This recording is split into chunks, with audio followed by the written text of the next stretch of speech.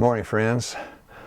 You know, if you want to know somebody, church doesn't work very well. In church, everybody, they dress right, they act right, they do right. You don't see too many fisticuffs, many fights in the church. If you want to know somebody, church is not the place to get to know folks. Now, if you work with somebody, you spend 8 hours a day, that gives you a little better idea of the character of the person with whom you work. But if you really want to get to know somebody, you live with them. And so I moved in, lived with Darlene for about a year before we got married. She was renting a house. I got rid of my apartment, moved into her house, and we began to live together. And we really got to know each other. That's not the best way to do it, right? You know, you want Christian courtship. But I moved in with Darlene, and we had a lot of different ideas. And, you know, we didn't believe that, you know, there was no right and there was no wrong. In fact, I asked Darlene a few days ago, because I was thinking about this subject. I said, were we relativist? Did we believe that, you know, there was a right and a wrong for each different person? There's no objective reality. That what's right in West Africa may not be right here. An example, in West Africa, a man can have 5 wives in Guinea. And over here in Tennessee, we say 1 wife. Geography defines what is right and what is wrong. That's relativism. I said, were we relativists? Darlene said, no, we weren't. And I said, but we did about anything we wanted to do. And she said, well, you know, chocolate pudding tastes better than pea soup. What she was saying is that even though we may have discerned some things that were right and wrong, we still did what was wrong. And in Luke 23, verse 12, it says, Herod and Pilate made friends. Before they'd been enemies, but that day they made friends. And what united them was in their opposition to Christ. So Darlene and I, we weren't united on the truth because we really did not believe in the truth. At least we didn't care enough to follow what we knew to be right. And so we united in opposition to the truth. Darlene was a spiritualist, into ear deep, you know, knee deep into transcendental meditation, out-of-body experiences, reincarnation. She believed about everything. And I was a hardened skeptic and an atheist. I believed nothing. So although it appeared that we were opposites, my dear friends, really, we were just in 2 ditches that ran to the same river. When I was living in the Philippines, Darlene and I were in the Philippines for 2 or 3 years. And they had on each side of the road open sewers. I think they called it there, the word was gangsa, open sewers. You see these big swamp rats running in and out of the sewers. And if you ask me, you know, which one would I want to fall into? Would I want to fall into the right or the left? I'd say it really doesn't matter. They're the same. They're going into the same river. And that's what Darlene and I were doing.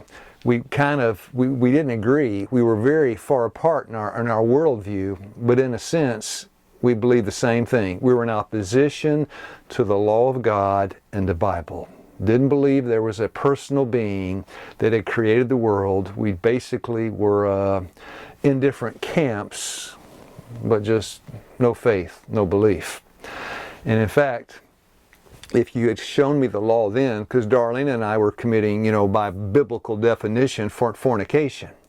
If you'd shown me the things in the Bible regarding fornication and adultery, I would have said that's bondage.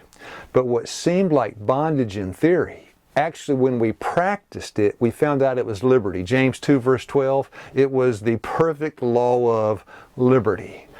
And but that took many years to get to that point. You know, I think the Lord gave us the golden rule. It's Matthew 7 verse 12. You need to do to others what you want them to do to you.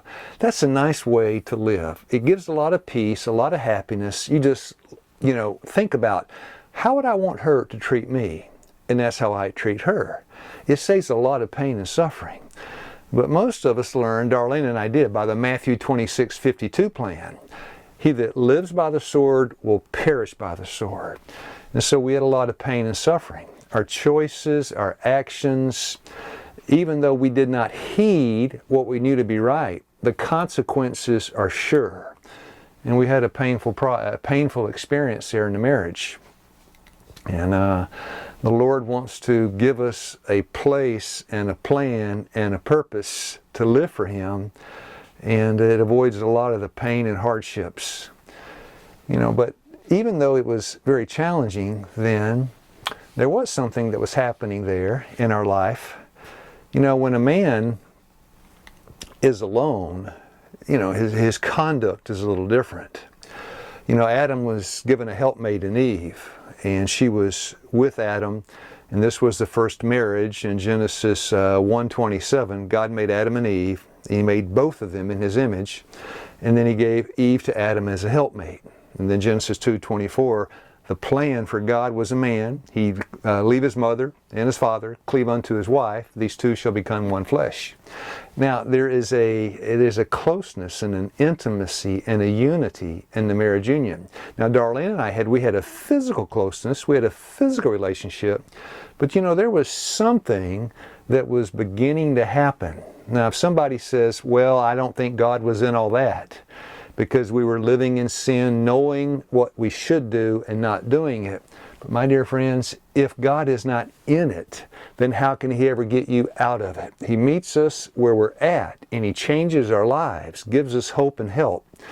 So, as I was living with Darlene, I experienced something I'd never experienced before. When I was in Kentucky, this was many, many years ago, doing health evangelism meetings, I was given a hotel, and there was like a Publix and grocery stores around, and they said, would you like us to provide your meals, or do you want to cook for yourself? I said, I'll cook for myself.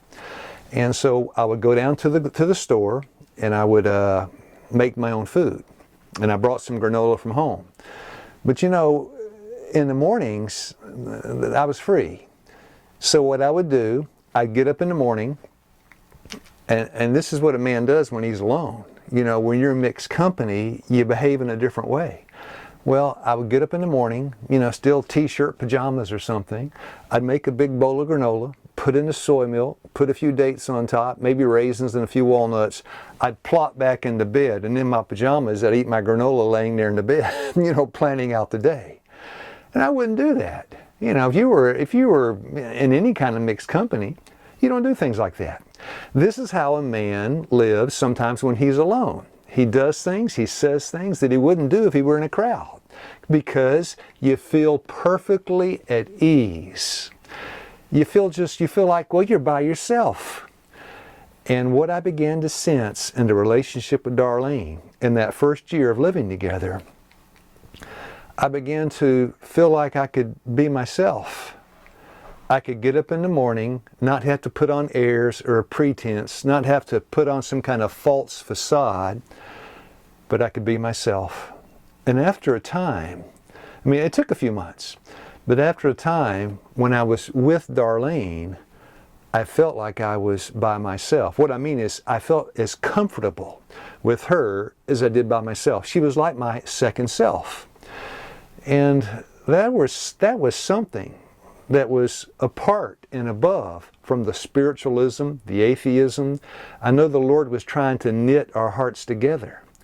And when a man and a woman are joined by heart relationship, and the motive power in their hearts are love, which, that the golden rule will spring forth out of that. Matthew 12 springs forth out of that.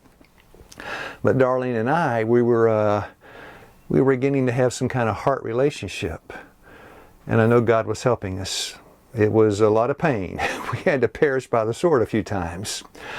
But it was some peace to know that Darlene accepted me just the way I was. Even this morning, when I got up and had my breakfast, Darlene and I sitting across from the table, I feel just fully comfortable to be with my wife. And life comes with problems. Who are we fooling? We're living on this sinful earth. No matter who you are or where you are, you have problems and challenges. Now, in the church, there are problems. I can live with that. In the workplace, there are problems. I can live with that. In the school, there are problems. I can tolerate that. You have problems just in daily living. But if I don't have peace in my home, if I don't have a freedom to be myself in my home, I can't take that. I would just be stressed out, can't live, couldn't sleep. You know, it's nice to be with your spouse and be able just to be yourself. Darlene gets up, she doesn't need to brush her hair. She doesn't need to put on nice clothes. She can come out of the bed in her pajamas and just sit down at the table. We can have a cup of tea, or we can have just a bowl of oatmeal together and just enjoy each other's company. May the Lord bless us today to be heart Christians living God's golden rule. Have a nice day, friends. The Lord bless you richly.